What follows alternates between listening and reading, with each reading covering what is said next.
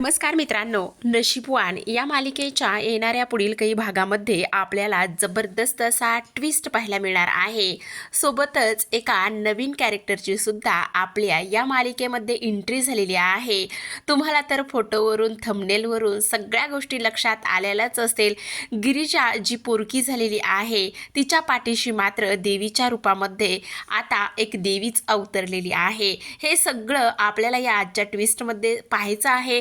सोबतच देवीच्या रूपात आलेल्या त्या स्त्रीमुळे गिरिजाला 10 हत्तीचं बळ मिळालेलं आहे आणि तिने 10 हत्तीचं बळ मिळताच त्या गुंडांची चांगली धुलाई केलेली असते. आणि सगळ्यात महत्त्वाचं म्हणजे जो रुद्र आहे, रुद्रने नागेश्वरचा त्याचबरोबर निशा आणि उर्वशीचा प्लॅनचे 12 वाजूनच इथे जी गिरिजा घर सोडून निघालेली असते त्या गिरिजाला परत आणलेलं असतं आणि तिच्या हातावर मायेची प्रेमाची फुंकर घातलेली असते.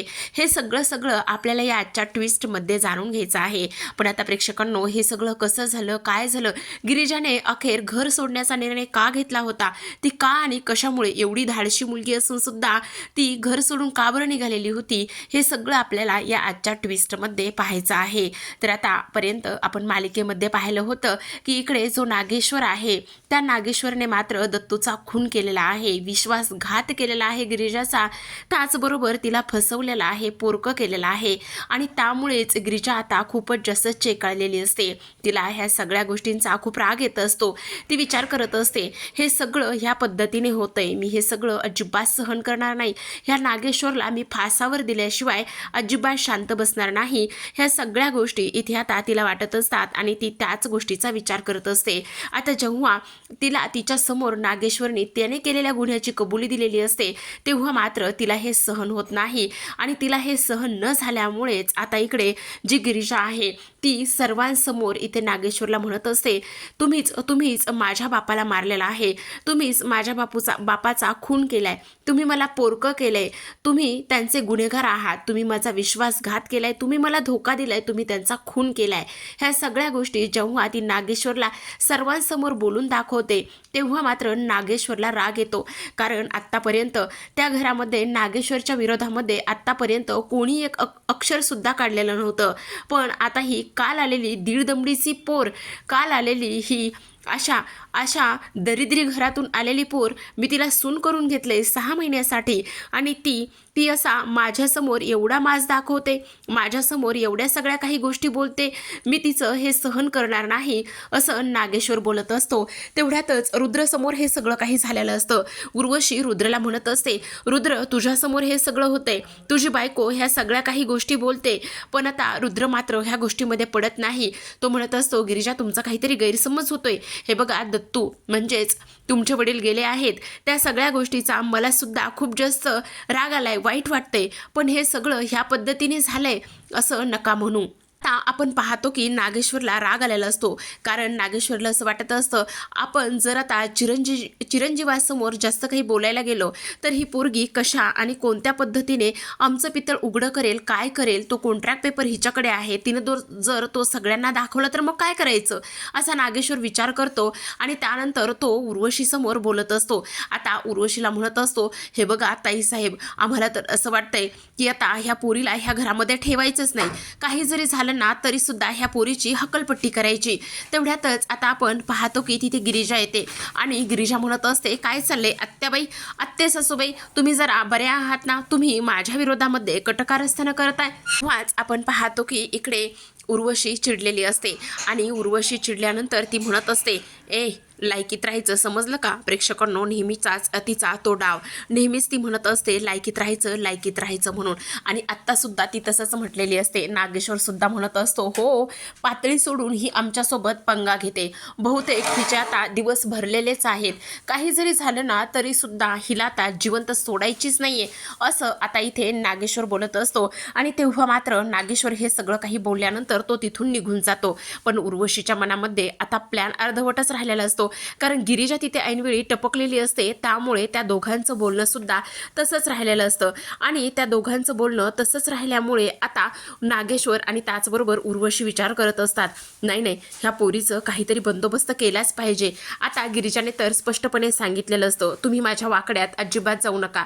काही जरी झालं ना तरी सुद्धा मी तुम्हाला अजिबातच सोडणार नाहीये. त्याचबरोबर आपण पाहतो की इकडे गिरिजाने सरळ सरळ ह्या दोघांना सक्त अशी वॉर्निंग दिलेली असते की जर तुम्ही माझ्या विरोधामध्ये काही बोललात, काही जर केलं ना तर मी सरळ सरळ पोलिसात जाईल म्हणून. आता इकडे आपण पाहतो की गिरिजा थोडीशी अस्वस्थ असते.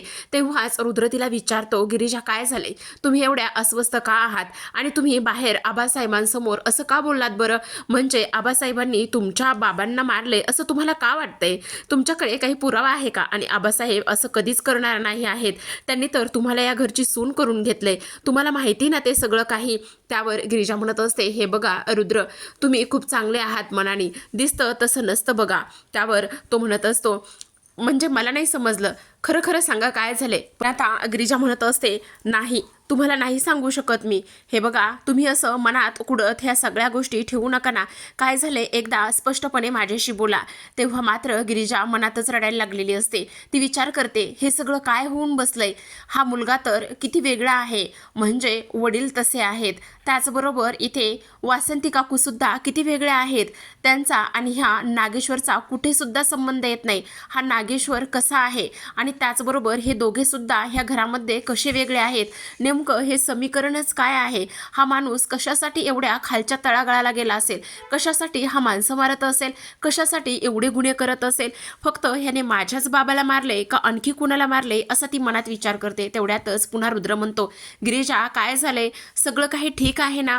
कसला विचार करताय? झोपायचं नाहीये का? आणि हे बघा मोनूची अजिबात काळजी करू नका. मी आहे ना, मी असताना मोनूची सगळी जबाबदारी मी घेतो आणि तुम्हाला सुद्धा जे काही लागेल ते तुम्ही मला सांगा, असं तो इथे गिरिजाला म्हणत असतो.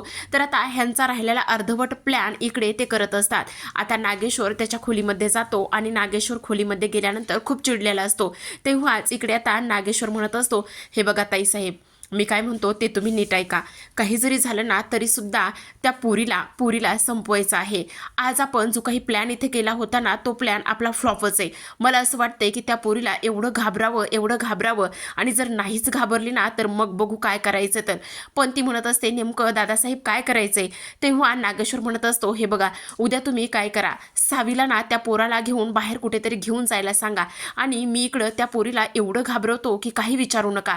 त्यावर ती म्हणत असते, बरं ठीक आहे, तुम्ही नका काळजी करू. ह्या सगळ्या गोष्टीमध्ये आणि ह्या सगळ्या प्लॅनमध्ये इथे जी काही आपली निशा आहे ना, निशा ह्या सगळ्या गोष्टीमध्ये आपली साथ देईलच.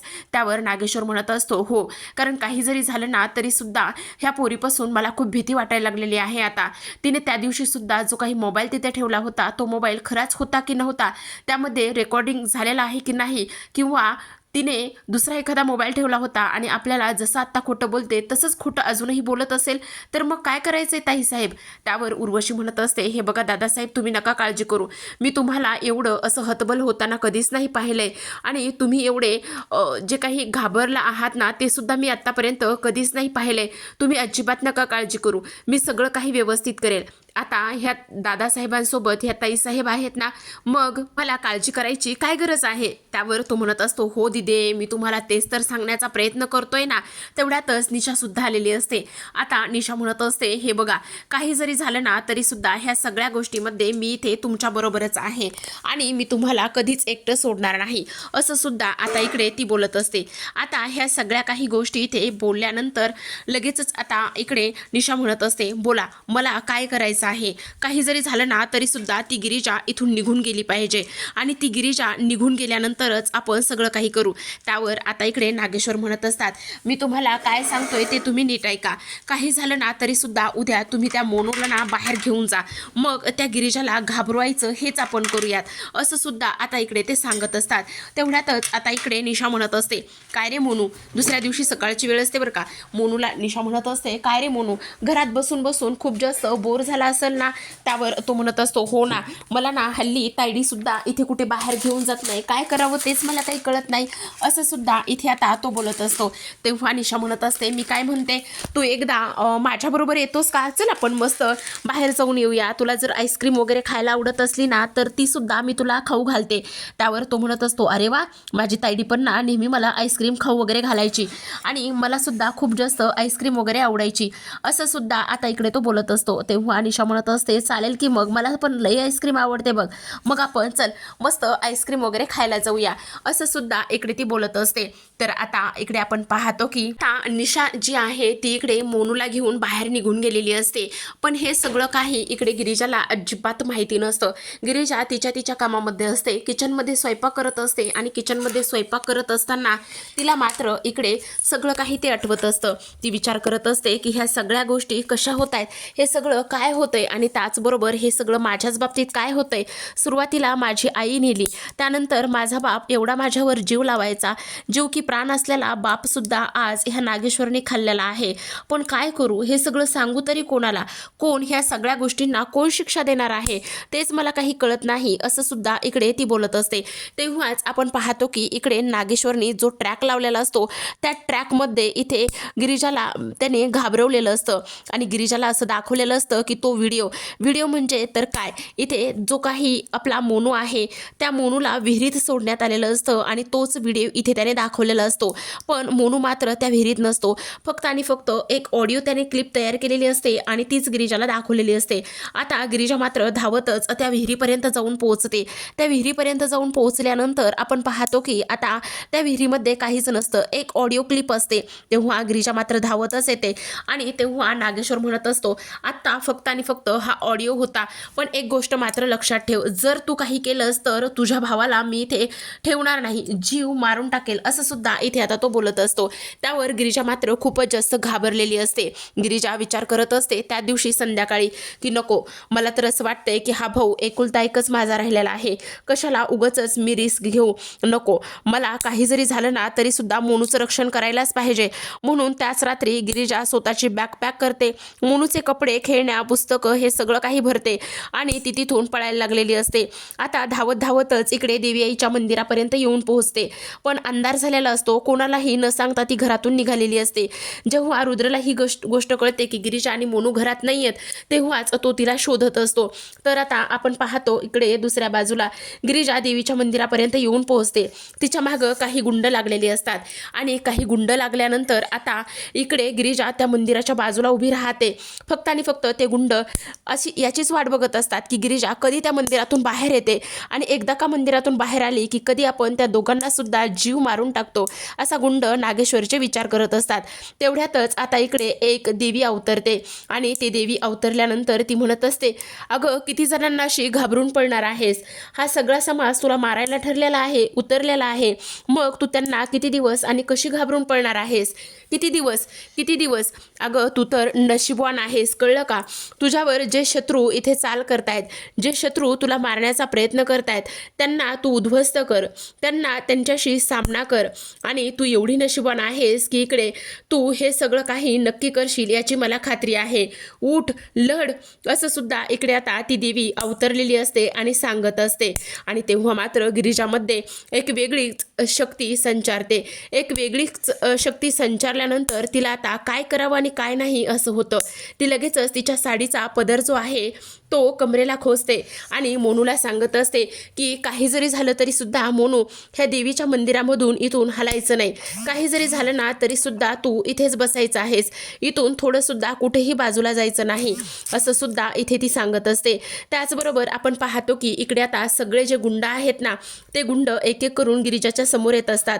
आता देवीसमोर एक त्रिशूल असतं आणि तेच त्रिशूल इथे गिरिजा उचलते. आता ते त्रिशूल इथे गिरिजाने उचलल्यानंतर आपण पाहतो की इकडे नागेश्वर म्हणत असतो, अजिबात नाही, ह्या पोरीला जीव तिचा अजिबात जिवंत ठेवायचं नाही. काही जरी झालं ना तरीसुद्धा तिचं साधं कुठे नखसुद्धा दिसलं नाही पाहिजे. ह्याच पद्धतीने तुम्ही सगळं काही करणार आहात, समजलं. काही जरी झालं तरीसुद्धा तिला मारून टाकायचं आहे, कळलं का तुम्हाला, असं सुद्धा तो त्याच्या माणसांना सांगत असतो. आता ह्या सगळ्या गोष्टी सांगितल्यानंतर त्याची माणसं मात्र चांगलीच लाल झालेली असतात, कारण एक पोरगी आपल्यावर भारी पडते हा विचार मात्र त्यांच्या मनामध्ये येत असतो. आता आपण पाहतो की गिरिजाने त्रिशूल हातामध्ये घेतलेलं असतं आणि ती स्त्री जी आहे ती आरतीचं ताट घेऊन गिरिजाजवळ येते आणि गिरिजाजवळ आल्यानंतर आरती करत असते. त्या गिरिजाची हळदी कुंकू लावते, तिचं औक्षण करते आणि म्हणत असते, लढ, फक्त आणि फक्त लढ. काही जरी झालं तरी सुद्धा माघार घेऊ नकोस, तुला लढायचं आहे, तुला पुढे जायचं आहे, तू खूप नशीबवान आहेस. आता जेव्हाच तिचं औक्षण केलं जातं, तिला हळदी कुंकू लावलं जातं आणि ह्या सगळ्या काही गोष्टी झाल्यानंतर आपण पाहतो की इकडे जी काही गिरिजा आहे ती गिरिजा मात्र अगदीच कंबर कसून तयार झालेली असते. तिला असं वाटत असतं की आता काही जरी झालं तरीसुद्धा ह्या नागेश्वरला चांगलाच धडा शिकवायचा. ह्या नागेश्वरपासून आपण माघार घ्यायची नाही आहे. ह्याने माझ्या बापाला मारले आणि त्याचबरोबर आतासुद्धा मला गुंड मारायला पाठवले त्याने, हे कसं शक्य? ह्या गोष्टी मी कशा सहन करू शकते? आणि आता तर मला साक्षात देवी आईचा अवतार मिळालेला आहे. तर आता प्रेक्षकांनो इकडे गिरिजा सज्ज झालेली असते. बराच वेळ इथे त्यांचं म्युझिक सुरू असतं आणि त्याचमुळे आता गिरिजामध्ये खूपच मोठा इथे आता अवतार संचारलेला असतो. आणि इथे आता जी काही गिरिजा आहे, गिरिजा फक्त आणि फक्त गुंडांना म्हणत असते, या तुमच्यामध्ये एवढी हिंमत आहे ना, एका मुलीच्या आणि एका छोट्या मुलाच्या पाठीमागे तुम्ही पळताय, त्यांना तुम्ही इथे मारण्याचा प्रयत्न करताय, तर मग या ना, एवढीच तुमच्यामध्ये हिंमत आहे तर या आणि मारून दाखवा एका मुलीला. त्यावर आता इकडे नागेश्वर म्हणत असतो, आता तर हिला चांगलाच धडा शिकवा जा. आता प्रत्येक जण एक एक गुंड येत असतो आणि एक एक गुंड आल्यानंतर गिरिजावर हात उचलण्याचा प्रयत्न करत असतो. तेवढ्यातच आपण पाहतो की गिरिजाच्या हातामध्ये देवीचं त्रिशूल असतं आणि त्याच त्रिशूलाने इथे आता जी गिरिजा आहे ती एकाएकाचा पर्दाफाश करत असते, एकाएकाला चांगलंच धुळीस मिळवत असते. काही जरी झालं तरी सुद्धा गिरिजाला तिच्या बाबांना न्याय मिळवून द्यायचा असतो. आज जर नागेश्वर जरी समोर आला असताना प्रेक्षकांनो तरी सुद्धा नागेश्वरचे सुद्धा हेच हाल झाले असते. अक्षरशः तो सुद्धा इथे मरूनच गेला असता, अशी गिरिजा आपली इथे करत असते. आणि सगळ्यात महत्त्वाचं म्हणजे आता आपण पाहतो की इकडे जी गिरिजा आहे त्या गिरिजाने सगळ्या गुंडांना मारलेलं असतं. तर आता सगळ्या गुंडांना मारल्यानंतर सगळेजण पळून जातात. नागेश्वर तर कधीच पळून गेलेला असतो. इकडे आता रुद्रला ह्या सगळ्या गोष्टी समजलेल्या असतात आणि रुद्र घरामध्ये शोधल्यानंतर गिरिजा कुठेच नसते आणि गिरिजा कुठेच नसल्या कारणाने तो पूर्ण ठिकाणी शोधतो आणि रात्र झालेली असते. त्यावर इकडे जी वासंती आहे ती म्हणत असते, रुद्र मी काय म्हणते ते एकदा नीट ऐक ना, देवी आईच्या मंदिरामध्ये वगैरे जाऊन बघ, कारण तुला एक गोष्ट सांगू का सगळ्यात महत्त्वाची, तिला जर अस्वस्थ वाटलं, तिला तिच्या बाबांची आठवण आली तर ती नक्कीच तिकडे जाऊ शकते बघ. आणि आज ना तुझ्या बाबांबरोबर आणि तिचं थोडंसं वाजलं पण होतं, म्हणून मला तर खूपच काळजी वाटते बघ, असं वासंती म्हणत असते. आणि तेवढ्यातच रुद्र मात्र पूर्ण घरभर शोधून, तिथेच बाजूला मळ्यामध्ये शोधून, गार्डनमध्ये शोधून, कुठेही गिरिजा नसते. आणि जेव्हा तो इकडे देवी आईच्या मंदिरामध्ये येतो तेव्हा धावत धावत आल्यानंतर गिरिजा आणि मोनू एका कोपऱ्याला बसलेले असतात. गिरिजाच्या हाताला थोडंसं लागलेलं असतं आणि जखम पाहून त्याला तर अजूनच त्याचा जीव कासावीस होत असतो. तो विचार करत असतो, गिरिजा तुम्हालाही किती लागलेला आहे? आणि तेव्हा ताबडतोब तिला आणि त्याचबरोबर इथे जो मोनू आहे त्या दोघांना सुद्धा घरी घेऊन येतो. आणि त्या दोघांना घरी घेऊन आल्यानंतर वासंती तर ते सगळं बघून हैराणच झालेली असते. तिला तर कळत नाही ह्या सगळ्या गोष्टी काय आहेत म्हणून. आणि ती इकडे गिरिजाला विचारत असते, गिरिजा काय आहे हे सगळं, कुठे लागले तुला एवढं? तेव्हा गिरिजा म्हणत असते, नाही काही नाही. आणि ही बॅग वगैरे ते काय आहे, तू कुठे गेली होतीस? तेव्हाच आपण पाहतो की इकडे आता ती म्हणत असते, त्याचं काय आहे ना, मला ह्या घरामध्ये राहायचं नव्हतं, मला खूप भीती वाटते. जसं माझ्या बाबांना मारलंय ना तसं मला आणि इकडे मोनूला सुद्धा कोणीतरी मारायला उठलेला आहे आणि त्याचबरोबर मला माझ्या मोनूचा जीव वाचवायचा आहे, असं सुद्धा इकडे ती बोलत असते. आता हे सगळं काही बोलल्यानंतर ती रडायला लागलेली असते. वासंती तिला मिठीत घेते आणि रुद्र म्हणत असतो, चला खोलीमध्ये चला, असं म्हणून रुद्र तिला हळूहळू खोलीमध्ये घेऊन जातो आणि तिच्या हातावरती इथे मलम लावतो, त्याचबरोबर ड्रेसिंग करून देत असतो, कारण तिच्या हाताला थोडीशी जखम झालेली असते. आता पुन्हा नागेश्वर पुन्हा चेकाळलेला असतो. त्याचा हा सुद्धा प्लॅन इथे फ्लॉप झालेला असतो. जी गिरिजा घर सोडून निघालेली असते तीच गिरिजा पुन्हा आता इथे घरामध्ये आलेली असते. ते म्हणजेच की इथे रुद्रने तिला घरी आणलेलं असतं आणि ह्या पोरीनं एवढ्या मोठ्या गुंडांना कसं काय मारून टाकलं, म्हणजे हिच्या अंगामध्ये खरंच देवी आहे की काय, आणि त्याचबरोबर हा सगळा प्लॅन कसा काय फ्लॉप झाला, असं म्हणूनच तो निशा आणि त्याचबरोबर इथे जी काही उर्वशी आहे त्या दोघींवरती सुद्धा ओरडत असतो. तेव्हा आता इकडे उर्वशी म्हणत असते, काही नाही दादासाहेब, उगाचच तुम्ही काही काय बोलता. अहो दिदे, तुम्हाला काय सांगू, ती पोरगी कसलं त्रिशूल घेऊन त्या लोकांना मारत होती म्हणून विचारू नका. एकाएकांना त्या पोरीनं धुळीस मिळवलं. मी जर तिच्या समोर असतो ना, तर आज माझा तुकडा सुद्धा तुम्हाला दिसला नसता. असंच झालेलं होतं काहीतरी. तेव्हा मात्र उर्वशी सुद्धा थोडी घाबरते. पण आता मात्र इकडे नागेश्वरला सळो की पळो करूनच झालेलं असतं. काय तर आता इथे जो काही नागेश्वर आहे त्याच्या समोर पुन्हा एकदा गिरीजा रुद्रसोबत घरामध्ये आलेली असते आणि त्यामुळे त्याची चांगलीच पाचावर बसलेली असते. तर प्रेक्षकांनो, अशाच नवनवीन डेली मालिकांचे अपडेट्स आणि त्याचसोबत ट्विस्ट पाहायचे असतील, जाणून घ्यायचे असतील, तर नक्की चॅनलला सबस्क्राईब करा. आणि त्याचसोबत मालिकेमध्ये आलेलं हे नवीन कॅरेक्टर तुम्हाला आवडलं का, हे सुद्धा कमेंटद्वारे नक्की सांगायला विसरू नका. भेटूयात अशाच एका नवीन ट्विस्ट सोबत. तोपर्यंत पाहत रहा नशीबवान.